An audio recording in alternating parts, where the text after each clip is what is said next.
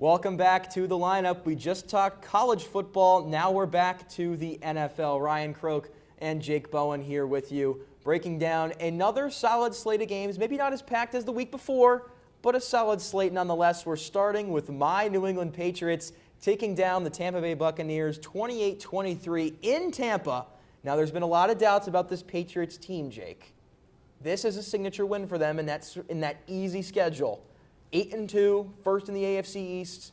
How are we feeling about the Pats? You know, it pains me to say, but I have to give the Patriots their flowers. They went down into Tampa Bay and pulled a dominant 28-23 victory, and it was because of the explosive plays. TreVeyon Henderson had the game of his year with 147 yards, 2 touchdowns. Patriots had 3 explosive plays, which, had Tampa Bay behind in this game and had to crawl back and ultimately couldn't do it. I think the thing that stuck out to me the most watching this game as a fan of the Patriots is the defense. The defense was exceptional. And I think that Tampa Bay, obviously they're down a lot of offensive playmakers, Mike Evans, Bucky Irving, Godwin was missing.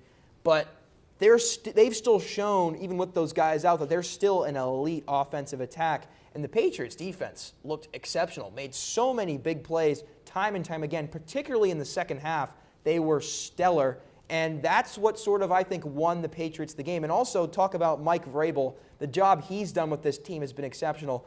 And that end of this first half drive where they're inside the 1, they get stuffed 3 times in a row on the run. It's 4th and goal, 2 seconds left on the clock. The offense is still out on the field, and they throw a back of the end zone fade to Stephon Diggs, perfectly placed pass, and Diggs catches it for a touchdown to take a lead into halftime. That changed the whole complexion of the game, and I think that play in particular exemplifies what this Patriots team is all about. This is a team that is going to win games off of its defense and its quarterback making smart, accurate throws. And that's what we saw in this game. It's what we've seen all season. I think particularly, I'm not going to argue this team is a Tier 1 Super Bowl contender. They don't have the schedule of one. They don't have the resume of one in terms of signature wins. But given the fact that the AFC is as weak as it is, they're not the only 8-2 team in the AFC. And I think all 3 of them, Denver, Indianapolis, and New England, all 3 of them have doubters and reasonable doubters. I think New England, of the 3, is the one that you should be doubting the least. What do you think about that?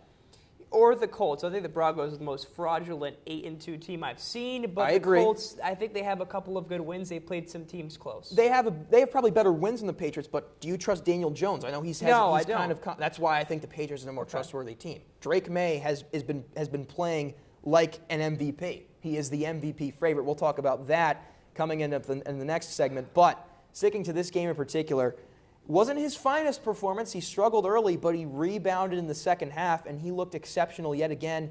Just so much poise and so much great decisions made under pressure.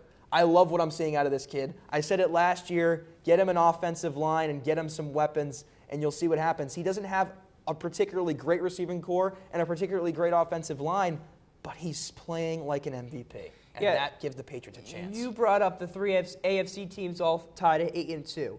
And I'm concerned because all 3 of those teams don't have playoff experience. And you see the top playoff dogs last year and the last 5 years, the Chiefs, Bills, and the Ravens. The Bills are in the playoffs, Chiefs a game back, and the Ravens a couple. I could see the Ravens, Bills, and Chiefs getting in as lower seeds and then taking down those top dogs in the playoffs. I won't be surprised if there's a high seed or low seed, AFC championship game because of how inexperienced those top teams are. That's 100% reasonable. I'm just saying this. If the Patriots end up with the 1 seed, we'll have that conversation about how far they can go. They have the easiest schedule of any of those 3 teams at 8-2 right now, tied atop the AFC. We'll see what happens there. Moving on to another AFC East team. It's the Buffalo Bills, and it's a division matchup. They lost to the Dolphins, 30-13 down in Miami. Jake, what are we thinking of this Buffalo team after this?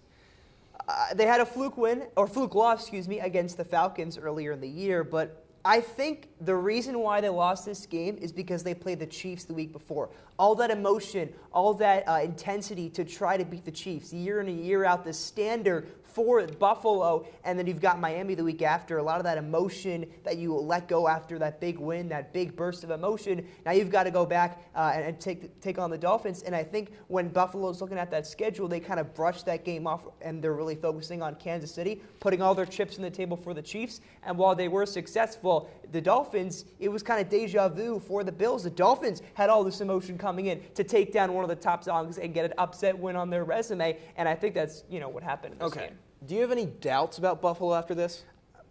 Or any doubts about Buffalo? If Josh at all, Allen cannot turn the ball over, the Bills will be good. If Josh Allen struggles, the Bills 0-3, their 3 losses, both when he turns the ball over multiple times, then it's a problem. I don't think it's that simple for them. I think that they don't have the luxury of having a good defense where it's just if Josh Allen keeps possession of the ball, we're going to win pretty much every game we play. This is now the second time this season they've lost by double digits. The last time that happened, Jake, was when Josh Allen was a rookie. It hasn't happened in such a long time, and they were back then they were not a good team. They were still at the bottom of the AFC East. It was still in the palm of Brady's hand, and nobody was challenging them anytime soon. Now the Bills are the top dogs, but they're not playing like it. They're now a game and a half back on New England for the division lead, the division that they've ruled for 5 years now. And Josh Allen's just not playing like he has the last few years. He's still Josh Allen. He still can be Superman, but the talent around him, I think, is what's going to hold him back. James Cook's had a heck of a year, but the receiving core is not what it used to be, and the defense isn't what it used to be.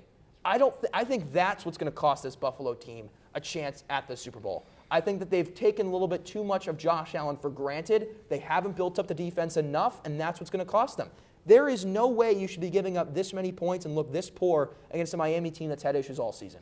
There's no way you can do that and be a Super Bowl contender in my eyes.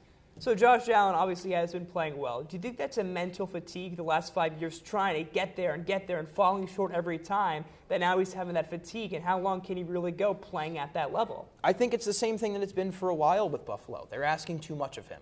There is only so much one player can do. Even Kansas City doesn't ask this much of Patrick Mahomes, who some argue ridiculously is the greatest of all time, but the point being that even he doesn't have as much on his shoulders as Josh does in this Bills offense, and it's been that way forever. And it hasn't worked. The Chiefs had a top 5 defense the last couple of years when Mahomes is playing, and that's why he's also had success too. Yeah, I mean, with Josh Allen, you're always going to have a chance to make a deep run in the postseason. I don't think it's Buffalo's year to do it. I understand you talked about they can make a run as a lower seed, and I could totally see it happening depending on their path. But I don't think they're better than Kansas City. I don't think they're better than Indy. I think the Patriots would beat them in the playoffs. I think the only team right now that's currently in the AFC playoff picture, aside from Jacksonville, that they would beat is Denver. I'm just saying that. I don't know. I think Buffalo beating Kansas City, I know it's a regular season game and it's different in the postseason, but if they lack consistency. If the Bills host, I think it's very favorable for them. Going on the road is hard. I don't think they'll get it. I don't think they'll get there. They're not going to win. They with the schedule they have. With the schedule they have, they're not catching New England. They have to. That game in Foxborough in December is a must-win for them. Yeah, of course. And they need help along the way. The only problem is the only tough games New England has left on its schedule are that Buffalo game and Baltimore later on in the season, and Baltimore hasn't looked all that great either. I don't think it's happening. I don't think Buffalo's winning the AFC East this year, and we'll see how their playoff path ends up shaking out. One more game to get to. It was Monday Night Football. It was?